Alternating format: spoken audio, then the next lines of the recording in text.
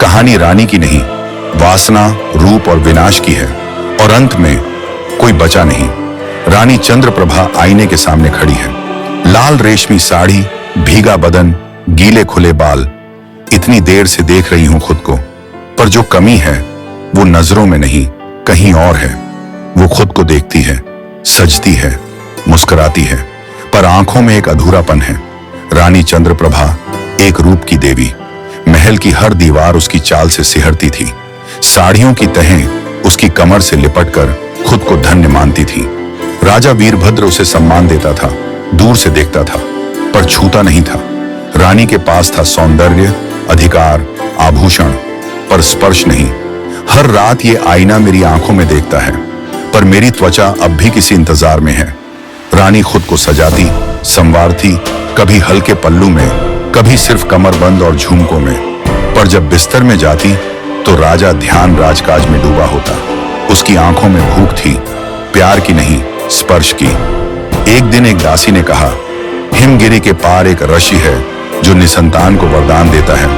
राजा और रानी गए। ऋषि वेदमाली, गेरुआ वस्त्र, खुला सीना, लंबी जटाएं, लेकिन उसकी आंखें साधु जैसी नहीं, पुरुष जैसी थीं। जब रानी झुकी तो ऋषि की दृष्टि उसकी पीठ से पल्लू की लहर तक अटक गई। रानी ने पहली बार ऐसा नजर झुकता देखा, और पहली बार मन में सिहरन आई। पहली रात जब रानी रानी नहीं रही और औरत बन गई, ऋषि बोला, संतान तभी होगी जब रानी खुद आहुति बनेगी और यज्ञ में मेरे साथ 7 रातें बिताएगी। राजा ने हाँ कहा। रानी चुप रही, लेकिन उसकी आंखें कह रही थीं, मैं अब आग में जलने को तैयार हूं। 7 रातें, हर रात नया रूप। पहली रात रानी शर्मीली थी। दूसरी रात वो अर्शी के पास खींचती गई। तीसरी रात उसने अर्शी का वस्त्र खुद हटाया। हर रात रानी की साड़ी हल्की होती गई, उसकी नजरें गहरी होती गईं, उसके होंठ बोलने से ज्यादा करने लगे। ये यज्ञ नहीं, ये स्पर्श का स्वर्ग है, ऋषि का स्पर्श। और रानी की शक्ति। रानी गर्भवती हुई। राजा तो खुश था, लेकिन रानी की आंखों में अब तेज था।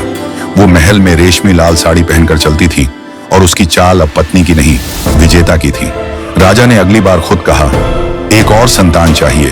रानी चुपचाप अर्शी के पास जाती रही, हर बार और खुलकर, हर बार और गहराई से। 7 बेटे, पर 7 राज नहीं, 7 धोखे। हर पुत्र अर्शी का था। रानी जानती थी, राजा नहीं। रानी अब कुर्सी से ज्यादा कुटिया की आग में जीती थी। जब आईना टूटा और राजभवन भी एक दिन सबसे छोटे बेटे की जांच में पता चला, राजा का खून उसमें नहीं था।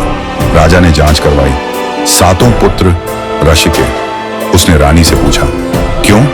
रानी बोली, क्योंकि तुमने मुझे सजा की तरह छुआ था और उसने मुझे पूजा की तरह जिया था। मैं सिर्फ सिंहासन पर नहीं बैठी थी, मैं पहली बार जिंदा हुई थी। विनाश का वासना से सामना। राजा ने अर्शी की गर्दन काट दी, 7 पुत्रों को विष देकर मार दिया। फिर रानी की आंखों में देखकर कहा, तू रानी नहीं, तू वो आग है जो राज्य को ही खा गई। राजा ने खुद को तलवार मार दी। रानी अकेली बैठी है, पल्लू उसके पैरों तक गिरा है।